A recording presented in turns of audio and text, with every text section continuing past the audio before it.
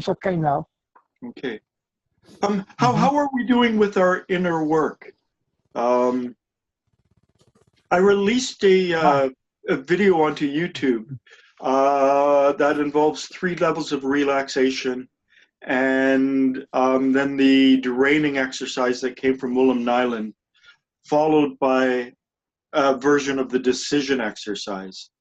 I had never done that deep level of relaxation, the deep relaxation before the decision exercise. And I found that by doing that, my ability to do the decision exercise skyrocketed. I don't know if it's just at my level of development, or I got into that really special state where I locked it into my mind. I mean, the whole exercise from beginning to end is approximately 30 minutes.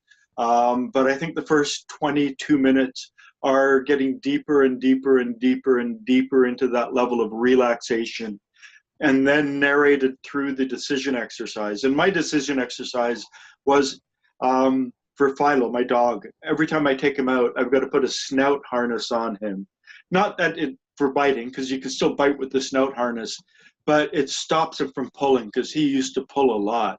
And so I tried harnesses and all sorts of things, and you just muscles and pulling. But if he pulls and his head gets pulled backwards by pulling, he stops.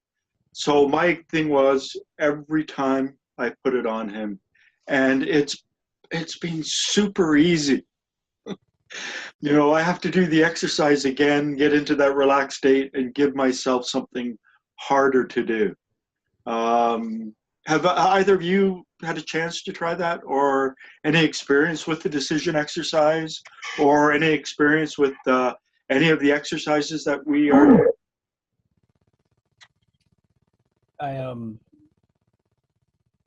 What was I haven't checked out the new video yet.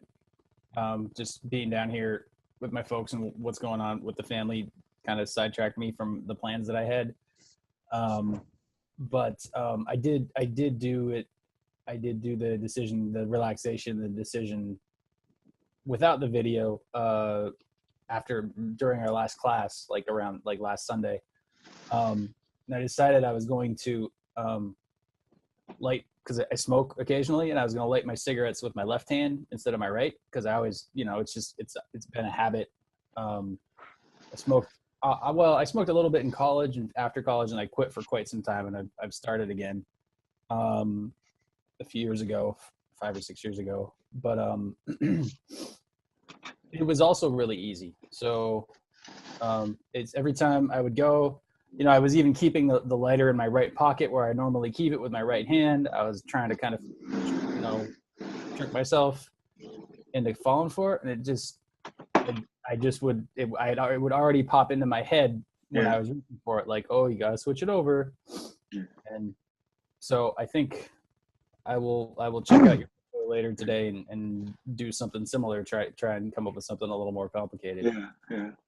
Well, I think that, somehow by doing the 22 minutes of relaxation, at the end of that, to me, I'm very cognizant and aware of the fact that I'm actually in what we would call the hypnotic state as a hypnotherapist, getting into that state. So it's like, I'm in this state, okay, I'm in this nice, deep, trance-like state.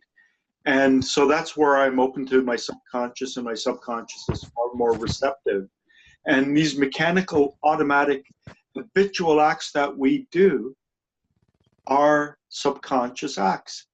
The thing about mindfulness is we actually harmonize the conscious and subconscious mind. I mean, a moment ago, even though I've got an earbud in my ear, a moment ago, I was fully aware of the traffic outside. I'm on sort of a semi-main road, not a main road, but a fairly busy road. A moment ago, my subconscious mind was aware of the socks on my feet, the shirt I'm wearing, the air on my face. Now that I'm mindful of it, I'm bringing both my conscious and my subconscious into harmonization. And so somehow, by going into that deeply receptive trance-like state, which is the hypnotic state, which as a hypnotherapist, I work with my clients when they're in that state. It's making it made something that I thought would be a lot more difficult really easy. And Mr. Gurdjieff in his instruction was, remember what you decided in this special state. And he used the word special state, or that's how it's translated into English. So in that special state, we get into that deep level of relaxation. And in that special state, we decide on a task. And somehow being in that special state makes the task easier, or it does seem so to me. I've done it before, but just, before when I did the decision exercise, particularly when I was in the Bennett group, it would be, I would relax myself, just within 10, 15 seconds, I can get into a fairly relaxed state.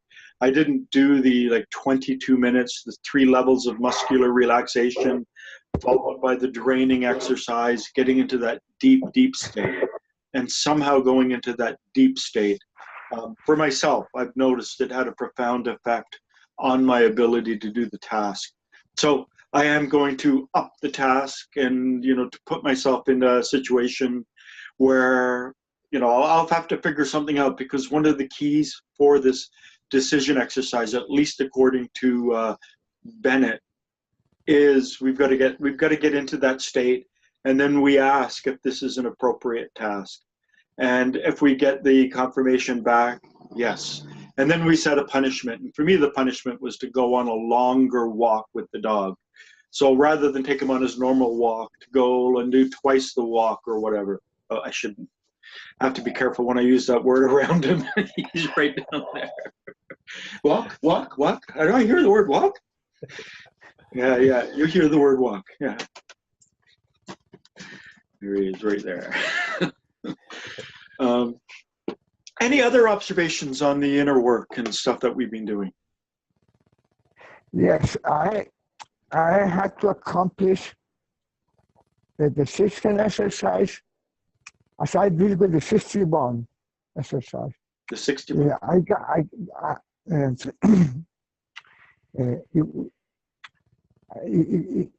I went to the point that I understood that the 61 exercise very easily. So it took me a while for you to explain again and again, until I got it completely. Oh, good. So I want the same task now applied to the decision exercise, because the 61 exercise is becoming too, this is a repetition that is not working anymore. I might be wrong, so of course it works, but it's becoming pretty repetitive. So I need to change that. Yeah, I had a different, unusual experience this week. I'm 5 minutes away from a yoga studio. I'm actually 10 minutes away from about half a dozen yoga studios. And I'm getting old. I'm 61 now. My left hip, it doesn't work as well as my right hip and my right shoulder. And I don't want to be one of these cripples, in 10 or 15 or 20 years. So I've just started recently taking yoga. And on Thursday,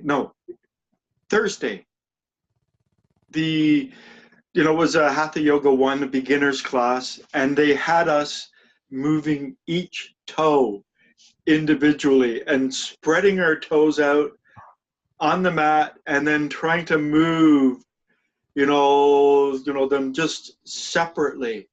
And that was a really interesting exercise. And I was able to do it. I was looking around the classroom, and there were people who had been doing yoga a lot longer than I have, and they weren't able to do that. But for me, it was like, wow, this is, because it just played right in to the 60-bone exercise, particularly with the feet. We were standing on the mat, and then the idea was to spread our toes apart, and then you start lifting one, and then you try to lift the other. Now, I know that the fourth toe is actually connected to the third in terms of ligaments, but trying to move it separately the middle, the second, the big toe, and doing it for all of the feet was a very interesting exercise. Also made me realize how important body work is. It's not really so much stressed in the Gurdjieff teachings, in the inner exercises that Mr. Gurdjieff did. My guess is because he did the movements, and they all spent a lot of time in the movements classes where they really had to get into their physical body. But just, in the morning, just doing some kind of opening up, stretching, doing things like that really does help the body and the energy in the body flow. And so I've actually started incorporating just, a little bit of stretching, not a lot, in, when I wake up. My waking up exercise was always going out for a nice walk with the dog, but I've, added a little bit more. And as I do, sort of a bit of stretching and getting the spine moving and the shoulders moving and the things like that, I'm doing it with the full sensation and sensorial awareness. And I'm also noticing it's helping to clear my mind and to get the energy flowing. So it's been a good exercise, So yeah, but with yoga class, it's when it's all older people, it's fine. But I went to one yesterday, and it was a Saturday afternoon, and it was more younger people. And I'll get there. I'll get there in time. But I had a friend the other week who we were at a meeting, and he was in the full lotus position, and I went, wow. And he's 28 years old, and then he got on his hands. And he lifted up his backside, unbalancing up his hands, still in the full lotus. And it's just like, wow. I'll never get to that point. But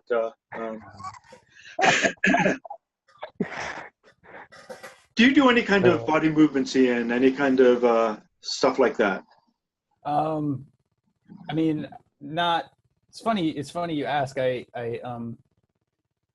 been trained in qigong. Qigong, okay.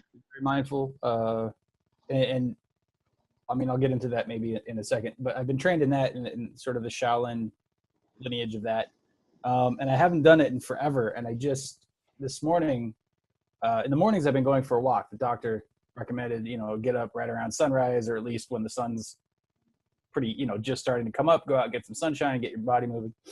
I didn't go out for a walk today because my parents had this little dog. When I open the front door, the dog runs around and barks really loud, and my parents were both sleeping.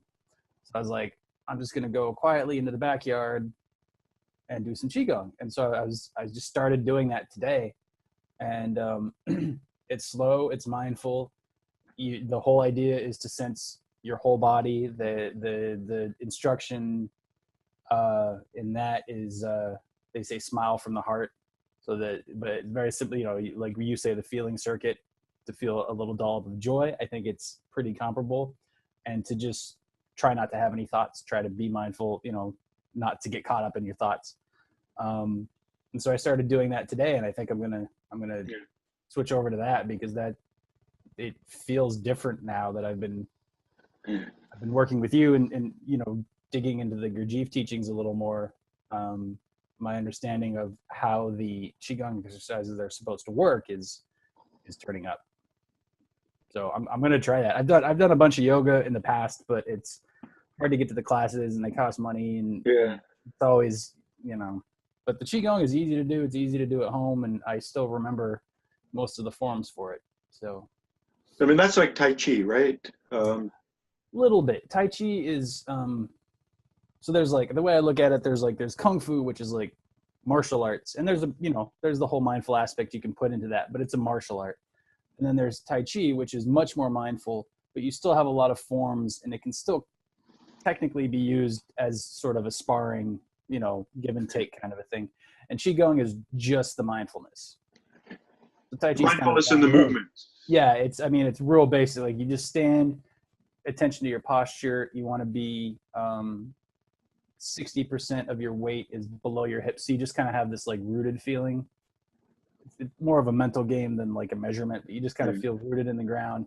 And then you do like real simple movements like that. There's no real stepping. There's no, none of that kind of thing.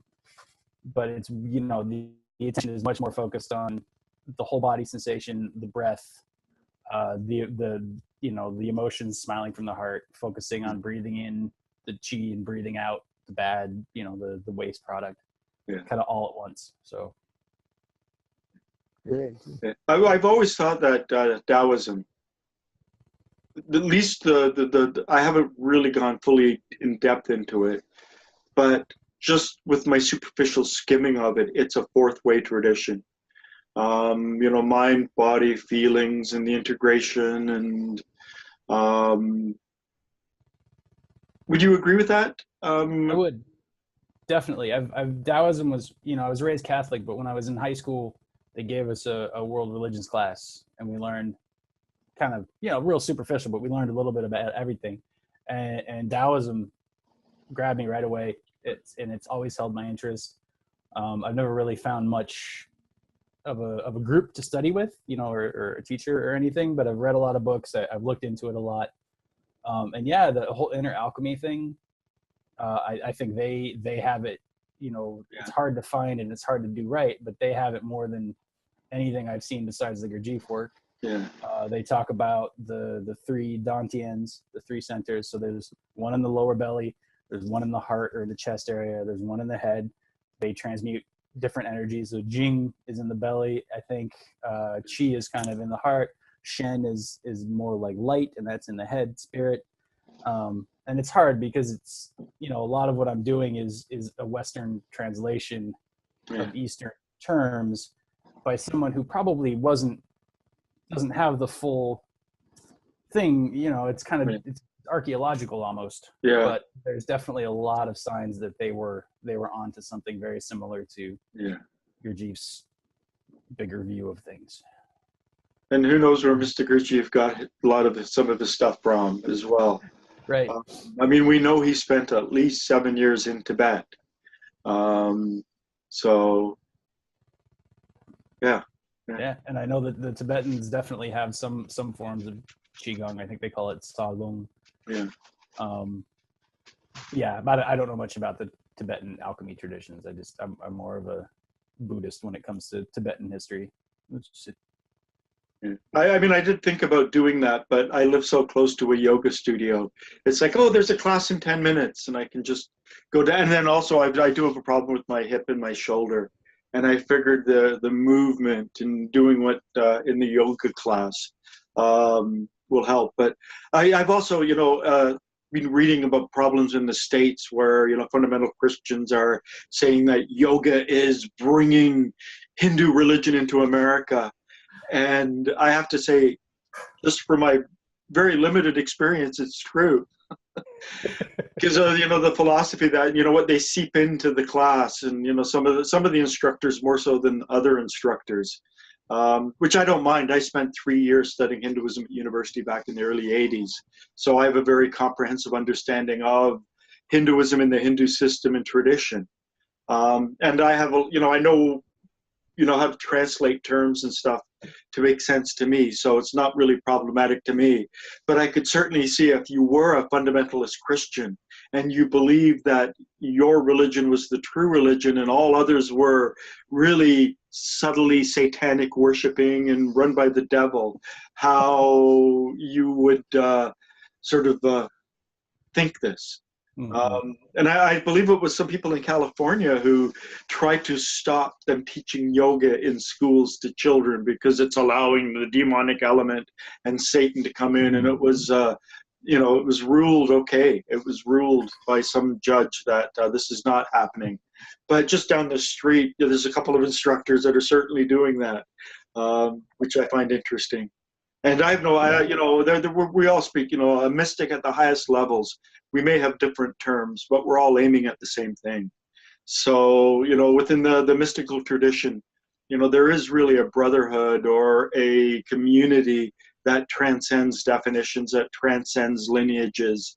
When you start to experience some of the higher states, you realize that your way of describing those higher states are merely words, and that the words are necessarily limited to your own background, your own culture, your own whatever. So you can, you know, for instance, the Sufis can only express it in a certain way. If they step over a line, then they become apostates. And so they've been very careful in terms of the way they describe states, because they've had Sufi mystics who were murdered and martyred and various things. The Hindus, well, you know, most of Hinduism is not a mystical path, but at the higher levels it is. And Buddhism is certainly a mystical path. It's not a religion. It's a system of practices and techniques. And things like Qigong and all of that, that's, again, it's not a religion. It's a mystical path. It's, you know, something that's been developed over time that has withstood the test of time. And so there are things we can learn from those traditions. I like the Fourth Way. I like Mr. Gurdjieff's teachings because it was the first one I came across. But I think there's some kind of imprinting that can go on as well. When you have a magnetic center and you open to these things, you know, what sort of locks your magnetic center into it, probably most often for people in their 20s, does have a deep resonance that lasts for life, at least as I've noticed it. Any other comments about the inner work? So, you know, people, you know, who are watching in the morning, try to, you know, stretch and bend. And we live in a great age now. You can do Qigong exercises, I suppose, online. There must be good forms online, people doing them. There's Tai Chi online. There's yoga online. I'm doing something in the morning just to get that energy flowing, to get yourself back into your body. You know, a good way to begin the day, a good way to do self-sensing while being aware of the movements and trying to even be aware of that flow of energy that the movements open up inside of ourselves. Let's just quickly do an inner exercise, not a complex one. Again, you know, I don't do this in every time I do inner exercises, even though I should. You know, to think and to recognize that we are doing this for ourselves, and to recognize that we are doing this for our fellow human beings, and to recognize that we are doing it for the planet herself, the Earth. Now, I'm just going to give a brief explanation. Mr. Gurdjieff told Catherine Hulme in her notes that she made, that is now called Conversations with Gurdjieff, in one of the US libraries. It's just this typed manuscript. He said, our body is not our own. We must not identify with our body. This is our planetary self. Our physical body does not belong to us. Our physical body really belongs to the Earth. The iron in the Earth, the potassium in the Earth, the elements in the Earth have all been brought into me through the process of eating and feeding to create my body. It's really this vessel that I am within. And to think of myself as my body, to be identified with my body, is the wrong thing to do. My body is my vessel. It's my servant. It's something I carry around with me. It's absolutely essential and important. And the transformation of the physical, the self-sensing, the work on the body is extremely important. But we should not be identified with our body. But as I work, as I bring higher energies into me, as I connect and grow at higher and higher levels, I am still in my body.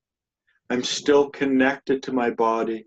So in a sense, I'm bringing those higher energies down into the earthly realm in a very real way through my body. At the level of essence, which is the planetary realm, Mr. Gurdjieff also told Catherine Hulme, do not identify with your essence. If all we knew about the Gurdjieff teachings came from In Search of the Miraculous, we would think that, you know, the promised land, the end goal was to awaken the essence, to develop the essence, as opposed to the personality. But Mr. Gurdjieff told Catherine Hulme that it's not our essence. Do not be identified with the essence. It is human essence. So it's like there's this ocean of human essence, and perhaps a couple of drops have been pulled out. And for us right now, we are those drops of human essence. But as my body is really composed of the elements of the earth, and it comes from the earth and it will return again to the earth, so is my essence, something that is human, something that connects me with our whole species. And even though it may have its individual shape within me right now, I am not to be identified with my essence. My essence is not me. The real I, the real self, is at the next level up. So when I work for myself. I work for my fellow human being because of this shared essence. And I work for this planet herself, Earth, because of my physical body, and the connection and the elements of my physical body come from this planet. So these are not just three, abstract lines of work. They are found within us. So I am doing this work for myself. I am doing this work for my fellow human being. And I am doing this work for the earth herself. And then just become aware of your breathing. Become aware of the sensation of the air as it flows in through your nostrils, nasal cavity, back of mouth, throat, vocal cord, right down into your lungs. And become aware of it flowing back out past all those points. Become aware of the sensation of air moving in and then moving out. And then become aware of the various muscles involved in breathing. The true engine of our breath and breathing is the diaphragm. It's a parachute-shaped muscle under our lungs, and as it expands down the diaphragmatic cavity, it acts like bellows and pulls our lungs open, pulling the air in, and as it contracts back up, it squeezes the lungs shut and pushes the air out. But our diaphragm is also connected through nerves to the intercostal muscles between our ribs. So as our diaphragm expands, it sends signals to those muscles to expand. It's also connected by nerves to various abdominal muscles. So as it expands downwards, it sends signals to those other muscles to also expand. And as it contracts upwards, it also sends signals for those other muscles to contract. So just become aware of the movement of the various muscles involved in your breath and breathing. Aware of the sensation of air, the air flowing in and out, and aware of the movement of the muscles. And then we're going to do J.G. Bennett's 60-point exercise. So we're going to use the breath. We're going to use conscious breathing, the awareness of our breathing, to breathe awareness into 60 points in the body. So 30 down one side and 30 back up the other side. To breathe in awareness and then breathe out tension.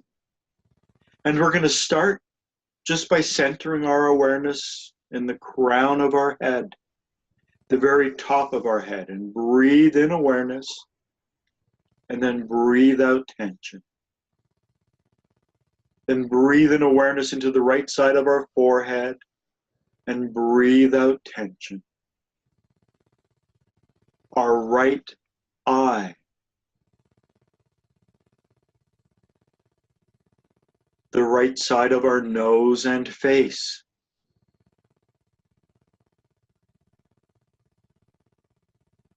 Our right ear and the finer muscles in the right side of our head.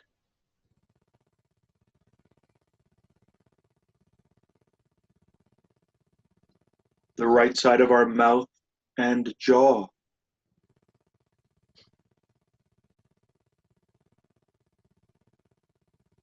The right side of our throat and neck.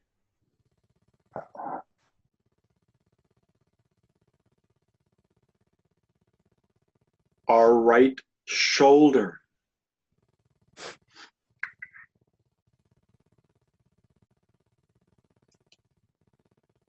our right upper arm,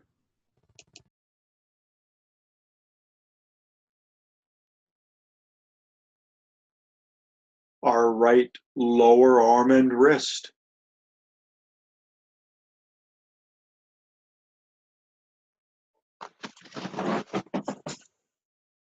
the palm of our right hand,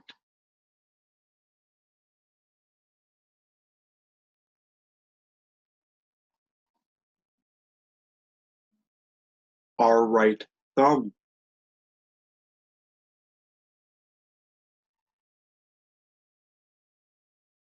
our right index finger,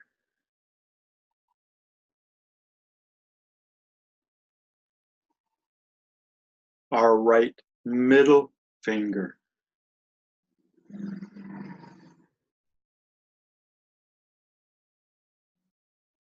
our right fourth or ring finger,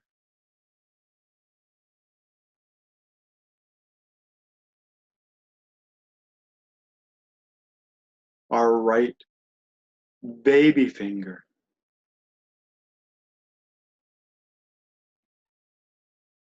the top of our right hand, breathing in awareness and breathing out tension to the right side of our chest,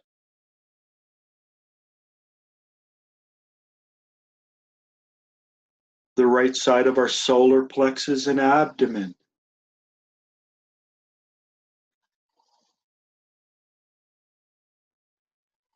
the right side of our upper back and right shoulder blade,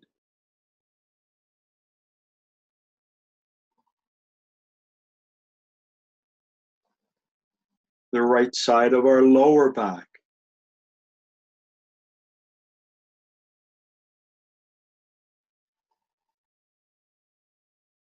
our right buttock and hip,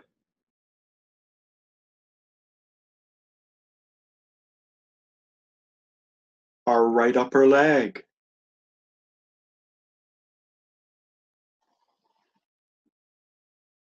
our right knee,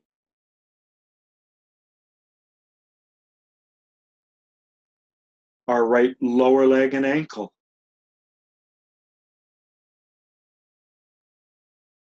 the top of our right foot,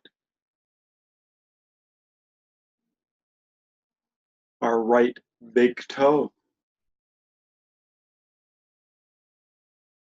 second toe, our right middle toe, fourth toe, baby toe,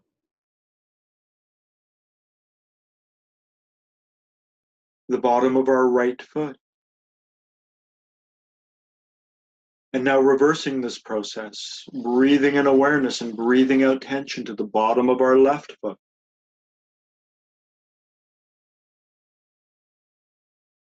our left baby toe, fourth toe, middle toe, second toe, our left big toe,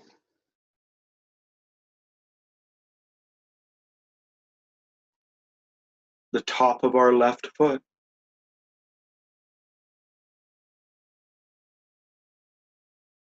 our left ankle and lower leg,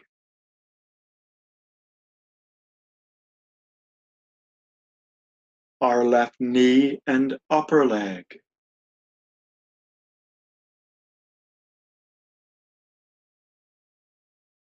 our left hip and buttock,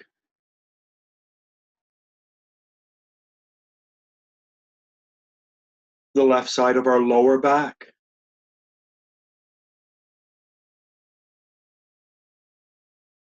the left side of our upper back and left shoulder blade,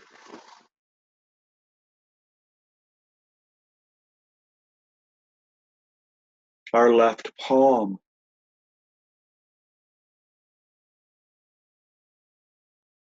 our left baby finger,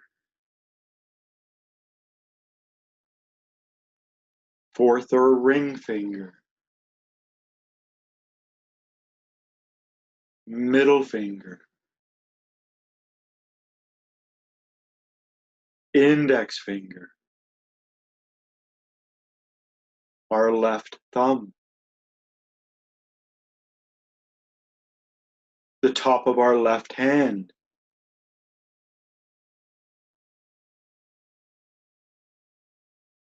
our left wrist and lower arm,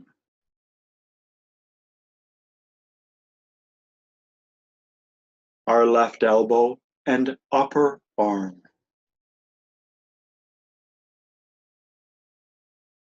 our left shoulder, the left side of our neck and throat,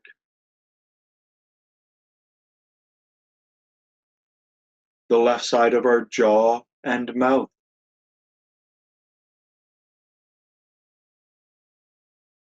our left ear and the left side of our head,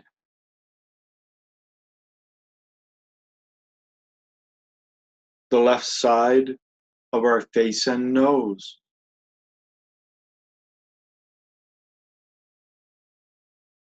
our left eye,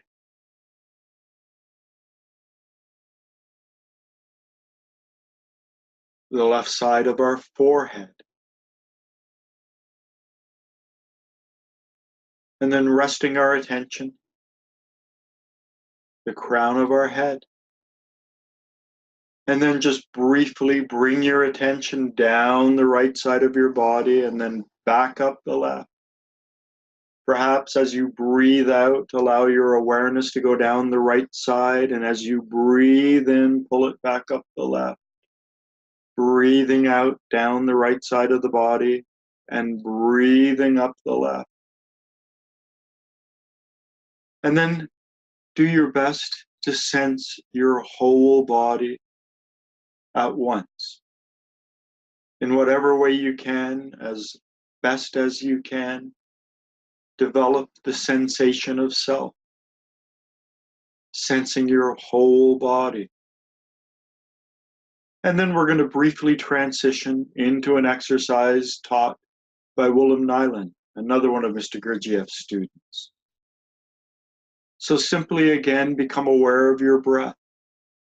Become aware of breathing in and breathing out.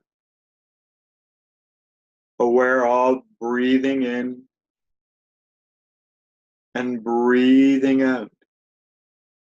And then I would like you to briefly become aware, to create a little space between the in-breath and the out-breath, and between the out-breath and the in-breath.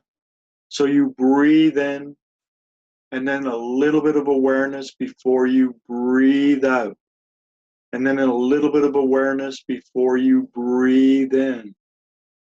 And Willem Nyland taught this breathing exercise. So we breathe in, and in that space before we breathe out, we repeat silently in our mind the word I, and then we breathe out, and in that space before we breathe in, we repeat the word am.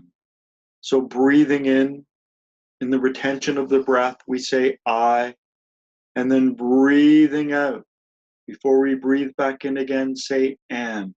And let's just do this for about a minute, silently.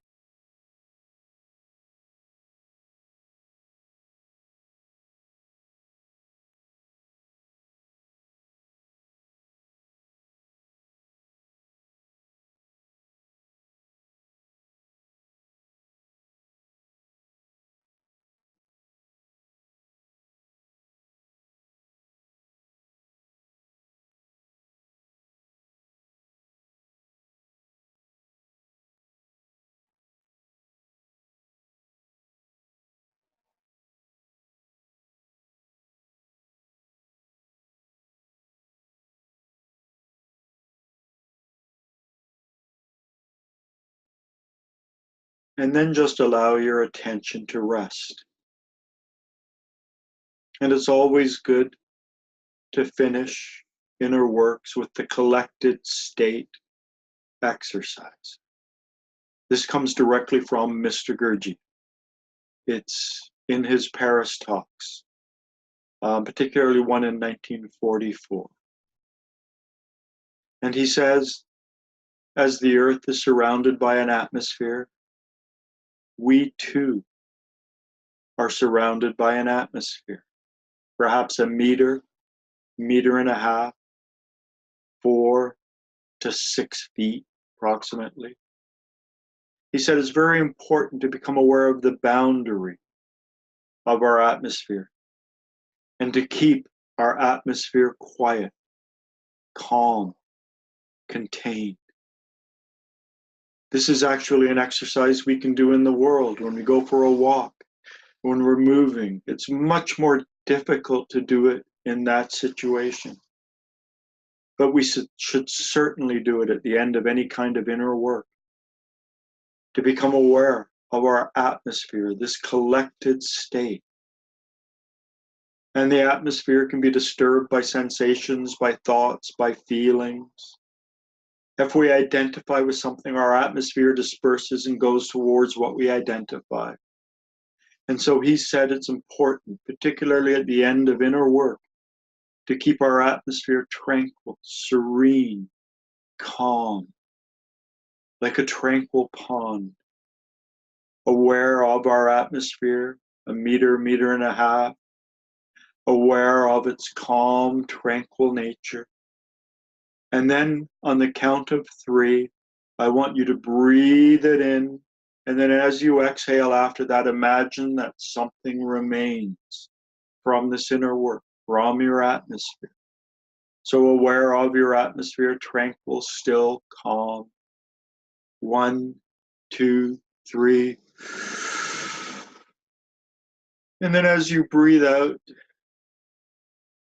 imagine, sense, feel, become aware of some quality, something else remaining. And then it's always good to end inner work with an affirmation. So silently in your mind, please repeat after me. May results from this exercise be transubstantiated in me.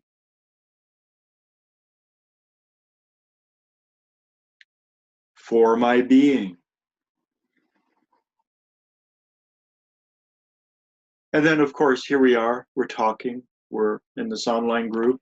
But when we do these exercises at home, Mr. Gurdjieff said it's good to just stay where you are, stay calm, stay quiet for at least 10 to 15 minutes. And his phrase was, so that the emanations can settle within us. And these emanations, these particles, these results of this exercise are what we use to coat our higher being bodies, our Kesdjan body and our higher being body, which is above the Kesdjan body, what we use to grow our being at the inner levels. Any comments? Any questions?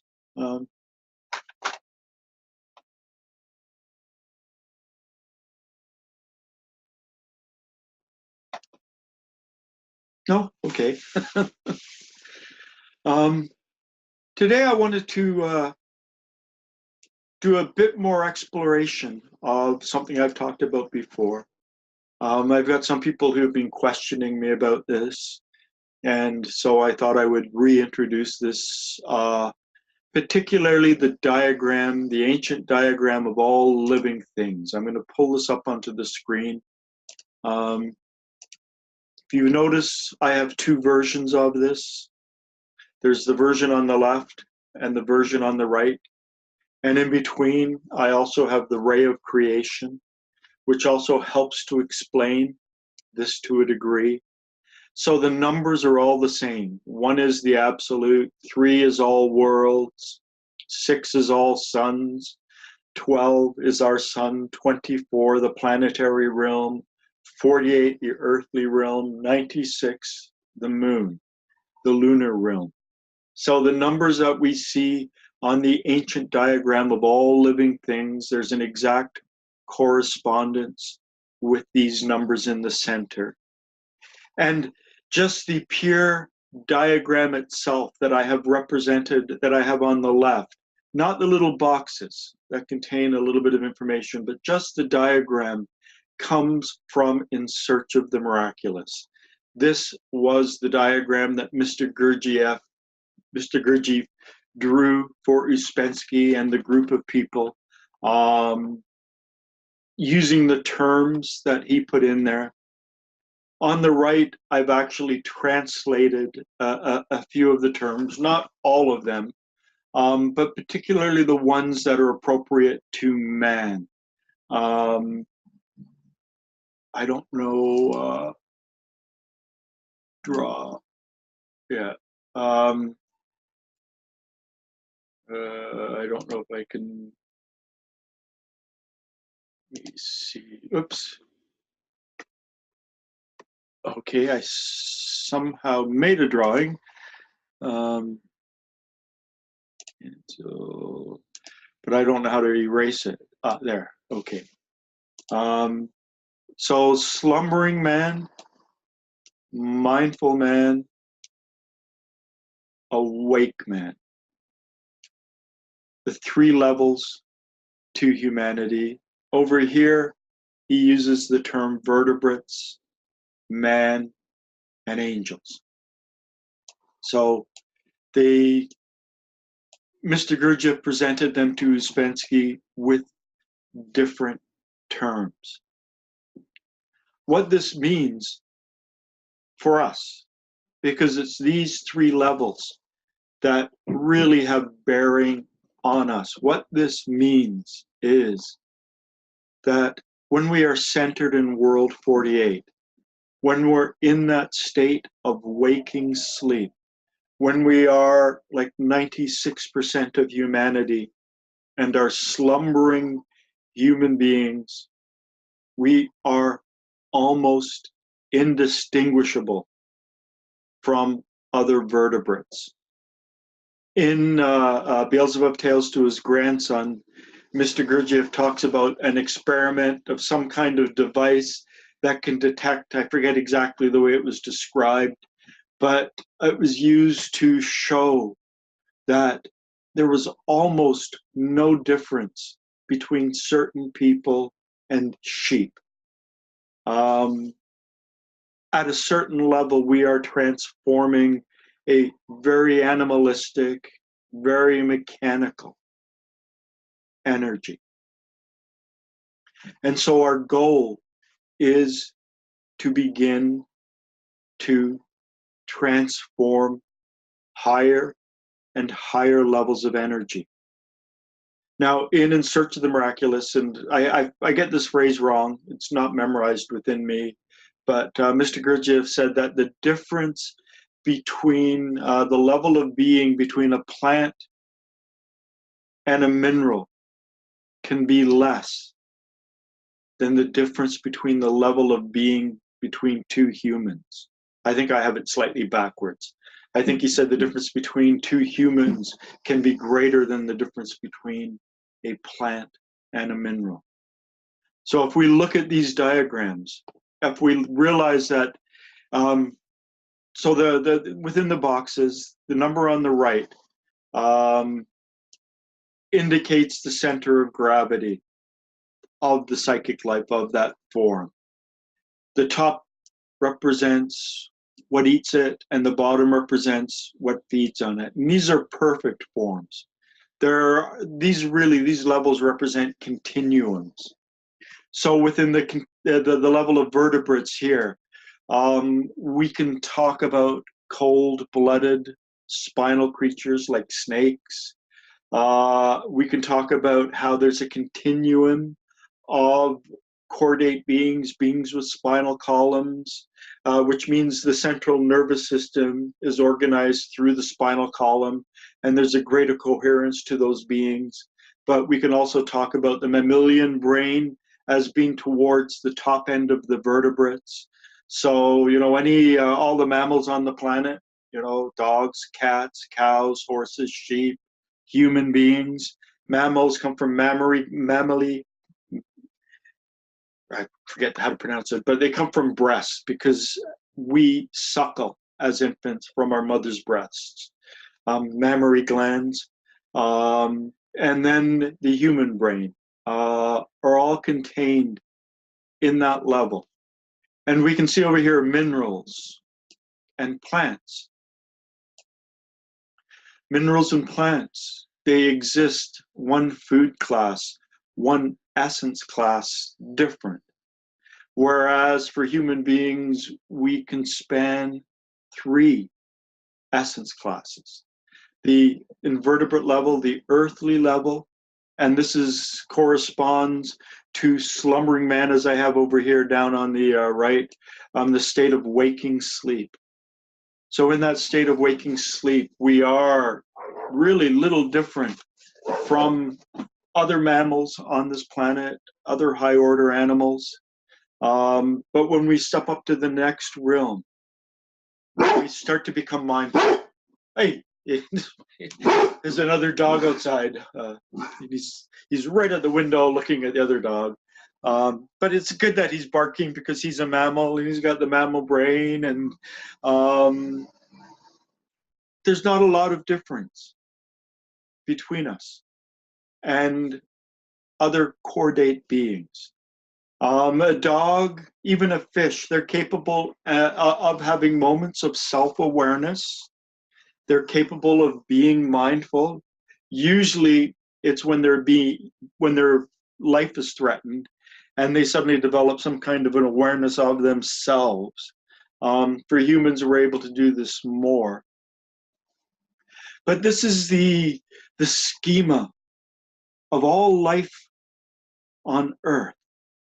And, the question as to where does life begin? And I should say that Mr. Gurdjieff said that this was an ancient diagram. So it's not hundreds, it's probably not even thousands, it may be tens of thousands of years old. It's an ancient diagram.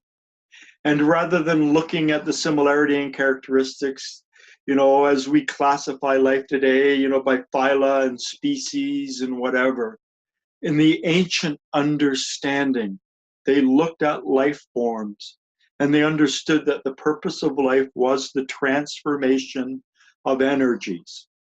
And so most life transforms energies across a single essence class.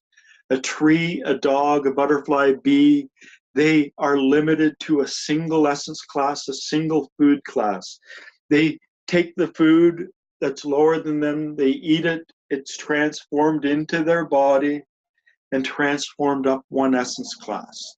And this is the purpose of life. It's a successive refinement of substances on this planet. So organic life is transformational stations. All of organic life, every life form, is part of this immense tapestry of refining energy up and also refining energy down. I cannot eat the energy contained within the soil. An apple tree can eat the energy of the soil, and in the process of eating the energy in the soil, it can transform the elements of the soil into an apple. And I can eat the apple, and as I eat the apple, part of it's transformed up, and then part of it is transformed down.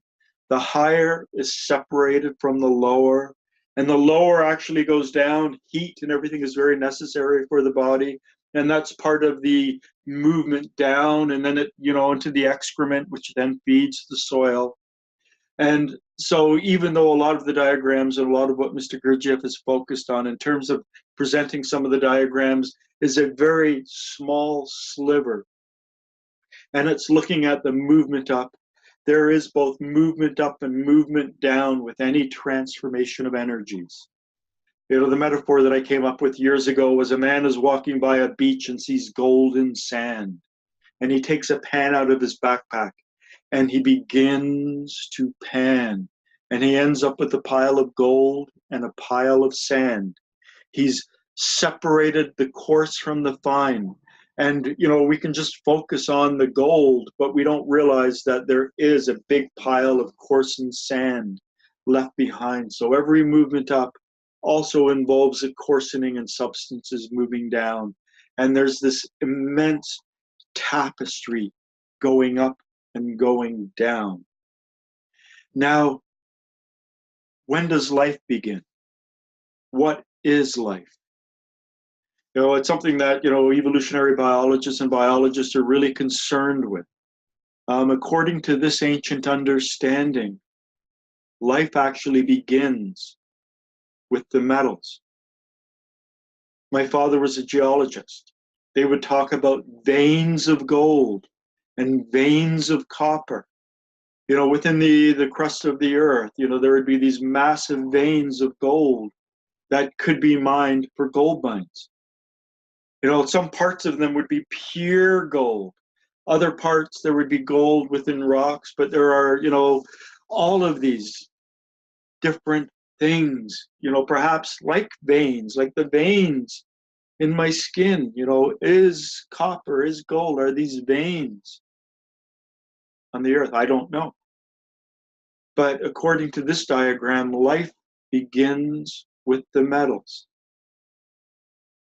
Then the next level are the minerals. You know, crystals. Crystals must be some kind of intermediate form. Crystals are growing, and growing by definition involves life. You can grow crystals. When we start to understand it is when it reaches up to the level of plants, the vegetative level. That's when it becomes noticeable to us. But when we think of the food that we consume, it's very important to consume iron, potassium, magnesium. It's very important to consume certain minerals and certain metals. If we didn't have them, our bodies wouldn't work. You know, we need the iron in our blood. We need, you know, all sorts of different things within us to be these living creatures. But you look at it, and, you know, we can think of, you know, biblical stories such as Jacob's ladder and whatever, you know, connecting heaven to earth. And if we understand what these diagrams mean, let's just say we're at the level of World 48. We're slumbering man.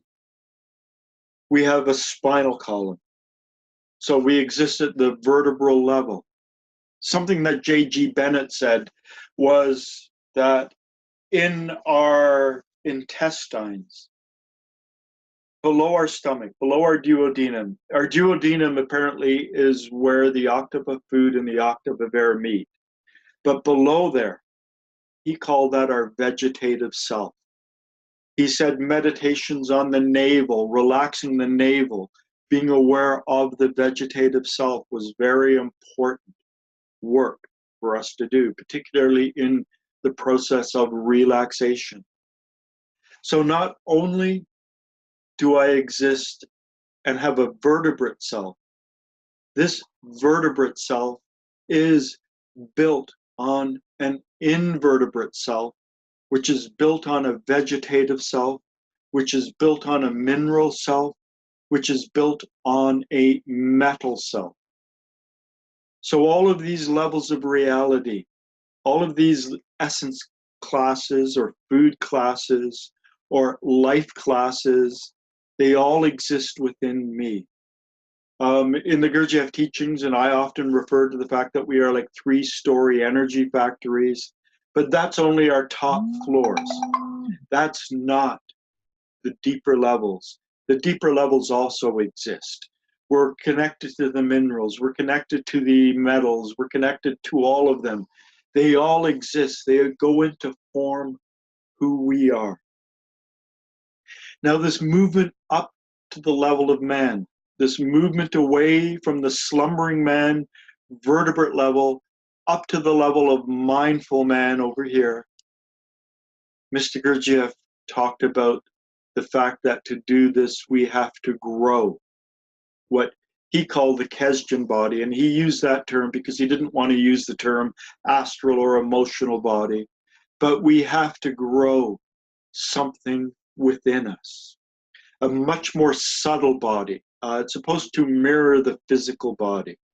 And this is the aim of inner work. When we breathe in, the collected state, when we do the breathing exercises, when we pull the higher particles within us, when we spend 10 minutes after inner work and allow, as Mr. Gurdjieff said, the emanations to settle. What we are doing is we are growing an inner being. We are growing this inner self that we're not necessarily born with. There is a, I'm sure I can find it really quickly. Diagram of Willem Nyland. Let me just move over to this one. The bottom deeper purple triangle is man as he is born, and the top one is man as he can become. So we are born with the full physical body. We are born fully in world 48, that vertebral, chordate, spinal column self. But our Kesdjan body, our emotional body, our astral body, when we are born, it's very much like a 28-week-old fetus. It's not quite viable outside of the womb of the physical body. And so the first step is to grow that level. And then the next is to grow the intellectual or soul body. So below this line, the main line in the screen is man as we are born. Above it is what we grow. And so let me go back to this diagram. So the whole aim of the work is to fix all of the breakages, all of the leaks that occur when we exist at the level of slumbering man, little different than the animals. We lack unity, the ability to do. We are a multiplicity of eyes. We leak energy through negative emotions, through identification, through internal considering, through daydreaming, through formatory thinking, through unnecessary movements, all sorts of ways. And so it's learning how to conserve the energy at that level so it's not leaking away, it's not being wasted, so that we can then begin to grow ourselves first at the level of mindful man, to grow what Mr. Gurdjieff called our Kesdjan body, an inner body. It's much more subtle than the atoms and the elements of iron and magnesium and everything that make these other cells of us. But it is contained within our physical body. And then we move up and grow what in the Nyland diagram that I showed was called the intellectual body, what Mr. Gurdjieff refers to as the higher being body. This is all done through inner work. Now, esoteric Christianity, in that they say that man is supposed to be the link between heaven and earth. And this becomes apparent, not with slumbering man. Slumbering man is little more than a chordate being, than a vertebrate, maybe just slightly higher than sheep and goats and horses and dogs. But mindful man is still not quite able to connect those energies. But awakened man, because we have a higher story and a lower story. So awake man exists at the level of 12. But at their highest, if they're 3-story factories, they have access to the solar level, to that higher realm. And so part of what we really are doing through this work is trying to connect the higher with the lower, to connect higher, let's say, divine forces. The Godhead, for instance, is really composed of 1, 6, and 3. 1 is the holy affirming, 6 is the holy denying, 3 is the holy reconciling. On the left diagram, Mr. Gurdjieff uses the word absolute, the eternal, unchanging, and the archangels to describe this. But we could just as easily say holy affirming, and then the middle one would be holy reconciling, and the bottom one would be holy denying. So by growing our being, by connecting to these higher levels, we are actually allowing a certain energy to come in to the earth, which is expressed in our body. Going back to the 3 lines of work for myself, for humanity, and for the earth herself. You know, the earth is myself at one level. The essence is myself that I share with humanity at another level. So this work has cosmic implications. We are not simply trying to achieve liberation. We're not, the Hindu concept of moksha, liberation from the wheel of samsara as being, the highest ideal, or the Buddhist nirvana, which means blowing out a flame, extinguishing the self. We are seeking to transform ourselves within the world in order to help the highest connect to the world through us and flow through us. So this is a process of transformation, the transformation and inner growth of our being, so that we can be the proverbial link between heaven and earth. For most people, most slumbering people existing centered at World 48, that's not a possibility. Now, the interesting thing is that man who is centered at World 24, at their highest, 3-story factory, they have access to the conscious, the awakened state at the highest, and at the lowest, they're still part of the mechanical, habitual state, even though they are connected to all the lows below them. But to be mindful, for instance, for a normal man in World 48 has the potential in moments to peak up to mindfulness. But every act of mindfulness involves the energy above mindfulness to be at play, because the higher blends with the lower to meet in the middle. So a tiny bit of the energy of the level of 12 has to come into contact with the energy of 48, the earthly energy, to meet at 24, the planetary realm, in terms of the center of this diagram. So every act of mindfulness involves hidden and unseen, that level of conscious energy, the level of the awakened being, the awakened man. But that means for the mindful man, when we step up into the mindful state, when we are able to be centered in that mindful awareness, that hidden within our highest capability is the energy of the holy denying, the lowest level of the Godhead, at least the way I think of it, the way I like to think of it. So mindful man, when we are centered in that state, not even the awakened man, mindful man, when we are in that state, we are actually connected and bringing a tiny bit of that really refined energy into the earth, into ourselves. As we step up into the awakened state at our highest level, at our top, at our peak, and we don't spend most of our time in that, but at our peak, we are directly in contact with the energy of the holy denying, the energy of hydrogen 6, and by extension, hidden but still operating is the energy of hydrogen 3, which all worlds, or the holy reconciling. And so this is where this tradition connects with, say, for instance, esoteric Christianity.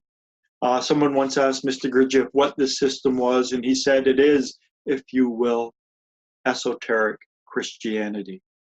In other words, ultimately, the goal is to connect with the highest energies of creation, and through our body and the fact that we are multi-story beings, and we have a mineral, metal, vegetative, invertebrate, vertebrate selves within us, that we can be these links, these conduits between the highest and the lowest. And somehow through this process, I believe that there will be an ability to transform and really help the earth. My contention is that humanity is not fulfilling its potential.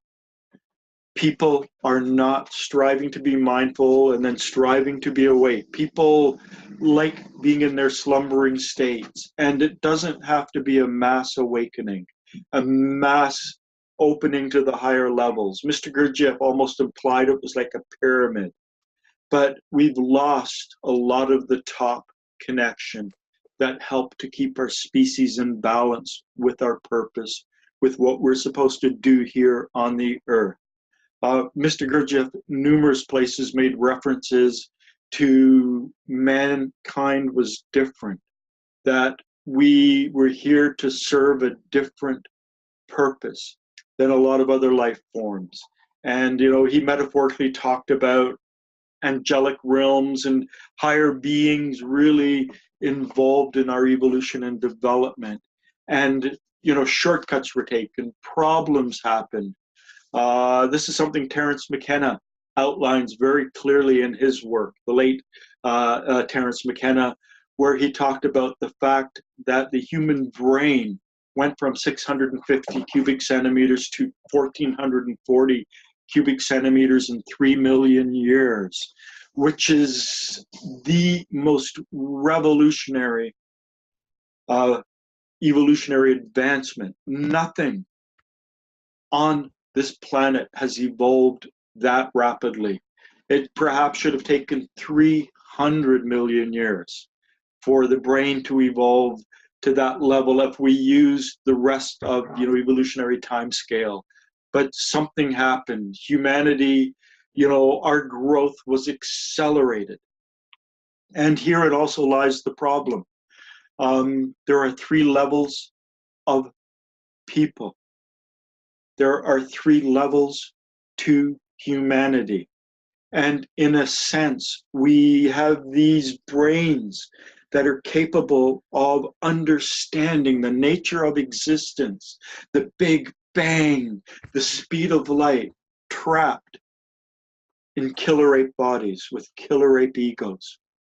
And so in one level, our brains are too good. You've got these scientists who are able to create these weapons of mass destruction without having the being and without having done the inner work that would justify them reaching up to that level. So something's gone wrong, and this is something that Mr. Gurdjieff, you know, talked about. Something has gone wrong in the development of our species, and I believe the way to right this is to grow ourselves at the higher level. And this is what I see as the purpose of these teachings and the purpose of all mystical teachings. Now we're almost out of time. It's almost 12 and I've got a client coming very soon. Just any brief comments before, you know, it's a kind of a quick ending to, you know, a topic that's very important. But I've had a number of people, as I said, talk to me, ask me about it. And so I thought I will put it in a video again and explain it in greater detail. Any comments quickly or? Yeah, I got one thing, definitely a comment more than a question, but I think, you know, you had sort of a few minutes ago had said it's sort of a metaphorical Oh, that's actually, well, that's fine. A metaphorical thing. And I think it's important to point out that chart isn't literal. Yeah. Because, you know, if you have plants, yeah, and according to the food for and feeds on, like, plants only eat metals. That's clearly not true. Yeah. Plants eat earth, they eat sunlight, they eat air. Sunlight is maybe from the sun, so wouldn't that be level 6? Like, how it, well, I mean, you know, the thing is, metaphor, you know. Well, yeah, these are perfect essence classes, and life is not perfect, and there's a whole continuum. Really, at the lowest level of plants, it's probably better to think in terms of bacteria. At the lowest part of that essence class, to think of soils, because soils are a living and there's life in them. And the same, you know, within human beings. We are not a perfect expression. We're actually mixed up because we, you know, 6 million years ago, our ancestors were fruit-eating apes, and somehow they came down from the trees and began to eat meat, and then began to create fire, and then began to hunt. And all of these things all accelerated our evolution. We can look at the different points of our accelerated evolution, but, you know, really, it should have been like a lion evolving for another 300 million years to develop the cranial capacity and the whatever that we have. And so there's some kind of abnormal thing that has gone on. And Mr. Gurdjieff said it was because of the fact that a comet hit the Earth, smacked the moon out of the Earth. The moon was part of the Earth. So it's like the Earth gave birth to the moon when it shouldn't have. And in a sense, this is an echoey of the Gnostic, how creation got mixed up and everything.